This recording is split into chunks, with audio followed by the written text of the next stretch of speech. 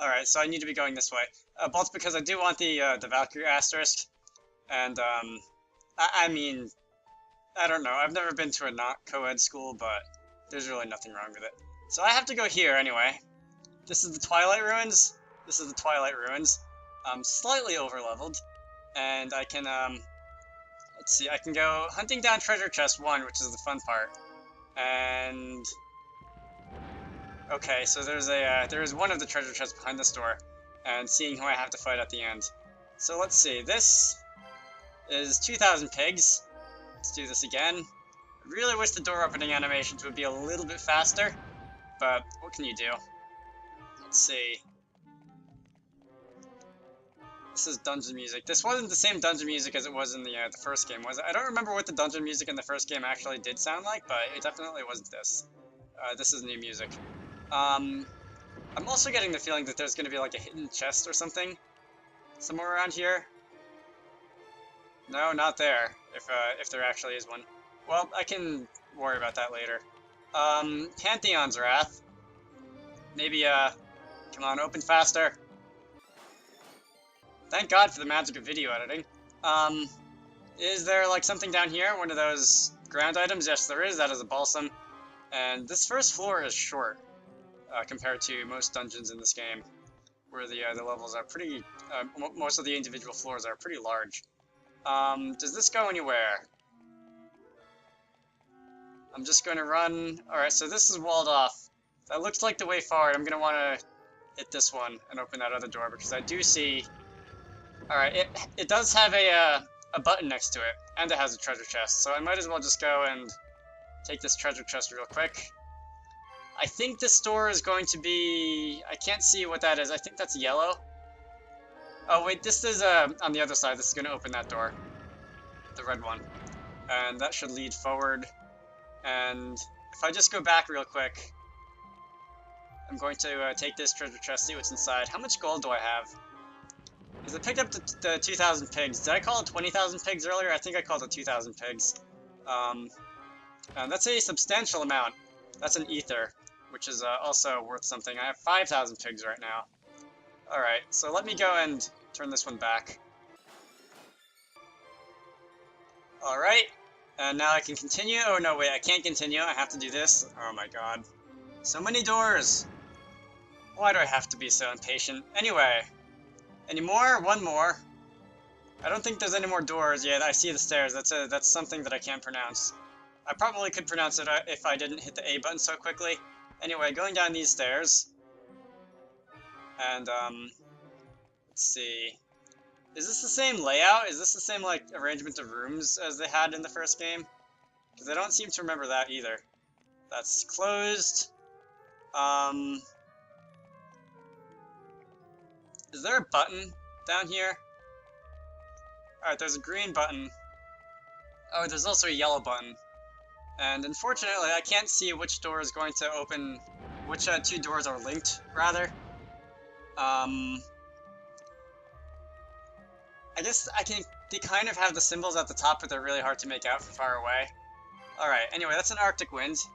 I wonder, maybe if I actually were to look at the screen on my DS, on my 3DS, it would be easier to see, instead of the capture display on my computer. Anyway, let's see. That's 1, this is 2. Alright. That opened the door for something. It doesn't look like... Maybe there's... Okay, so there's a ground item. And there's the switch. Alright, I like this. Dried remora. I've got a bunch of those, don't I, for cat food. Anyway, I can now move forward that way. For that treasure chest. And... do I need to hit this again? I don't think that one matters. Yeah, I don't think that door matters, or that switch. So, let's see. This is what I was referring to when I think it was in the... I can't remember what dungeon it was, but the ones where you had to hit the switches and they would, like, change the level of the floor like an elevator. And, oh wait, wrong way. And you could, like, go forward on the top path or the bottom path, and you had to play with the switches to navigate. That was fun. I like that dungeon. I like that system better than the door system. But I'll take the door system, because it's also definitely not straightforward. I also seem to remember having a lot of trouble with like the level of enemies in the first time I came through here in Bravely Default. That was fun. See, let's open this door. I'm pretty sure this isn't the same floor plan, but I obviously haven't run into any enemies on it yet because I've had random encounters turned off. I think that was about when... I think that was the point in Bravely Default where I like skipped a bunch of like side quests and ended up becoming really underleveled because of that. And that was when I decided to go and it would be a good idea for me to go and fight the side quest bosses for experience and stuff. I need to hit the switch again. Anyway, this is like a tree structure with all of the paths and stuff. First, that is a dead end, which is very suspicious looking. So I'm definitely gonna want to hit that switch and see what's inside it.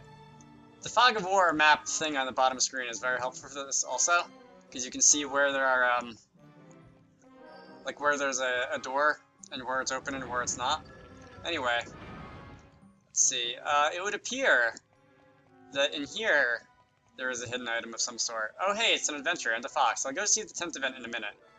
I'm going to go and hunt for the hidden item, or the hidden passage, because those usually have decent items in it. Maybe, down here somewhere? I'm gonna have to go and open this door again, aren't I? This might take a minute. Alright, I didn't find it. Is it down here by any chance? Oh, alright. So, let's see. Where do I have to go? I saw a thing. Open. Hello. That is an angel's bow. That sounds pretty good, right? Let's see. Equip. I believe you is best suited for bows at the moment. Let's see, where are bows? There it is. Angel's bow, 144. God. Alright, well, he can have that. I'll put down the shield for a minute. Ooh, I need a heal. Fortunately, there's this tent event right here. Hello, Foxy. Yip yip! So, Idia, I understand you studied the sword with Einherja. But what about this Barris person? He's from Eternia too, we? Yeah. How many years ago was it when we first met? I remember it was just after I joined Master's school. That winter, Eternia was full of talk of an abominable snowman. Supposedly it was prowling the western corridor and ambushing unwary travelers. So I decided to go and deal with it myself. How old were you then? 10? 12? Old enough to handle a sword, I can say that. What? Nobody tried to stop you? Sure, they tried, but I was having none of it. I even convinced Alternus to come with me. Convinced? Or forced? Anyway, we headed straight for the western corridor. But Einherja caught us before we got there. She'd been sent to bring me back. Alternus tried to help me get away, but Einherja got the jump on him, and my little game was over. Oh, what kind of jump are you talking about here? To get me back to town. But after all the running around and chasing, we were pretty exhausted, all three of us. That's when the blizzard hit. The world turned white. We could barely see, and then a giant figure slowly emerged. The abominable snowman! He knocked out Einherja before she knew what hit her. Alternus moved to protect me, but soon he too was on the ground, unconscious. Then it was my turn. I don't know how much time passed. I awoke inside a cave, warmed by a small campfire. When I looked around me, I saw Einherja on the ground, and also Alternus, battered and beaten. Then I heard the thud of heavy footsteps, and a giant shadow loomed across the cave wall. The abominable snowman! You, shut up! I knew it had come to eat us, but I didn't even have the strength to stand. I trembled in terror as the giant slowly turned and bared its gruesome fangs at me. Yikes! Then, I passed out again. Several days later, I was kneeling on the floor in fencing class, getting a real dressing down from Master. Father had already given me a spanking I wouldn't soon forget. It still stings just thinking about it. Wow. So, you made it out alive. Well, obviously. Otherwise, I wouldn't be here telling you the story, would I? Well, so, what happened to the, abominable snowman? Let me guess. It was actually Barris, right? What? What? Barris was the abominable snowman? Don't be silly. Sir Heinkel had ordered Barris to chase the monster away. Whew, that's a relief. But there really was an abominable snowman? Kind of.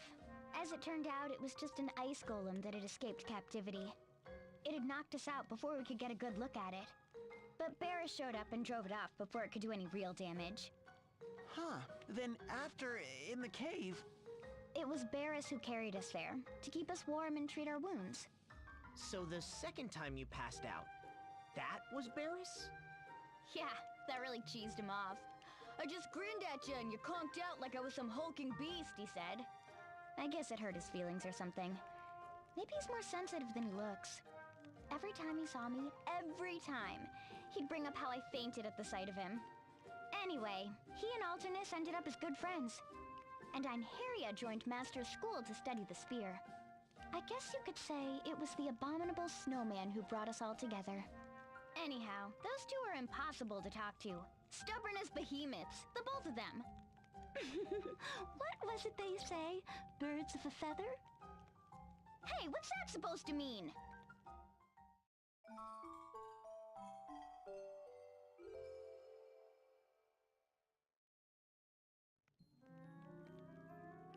Alright, well that was fun. I'm going to go and save the game, and possibly buy some items.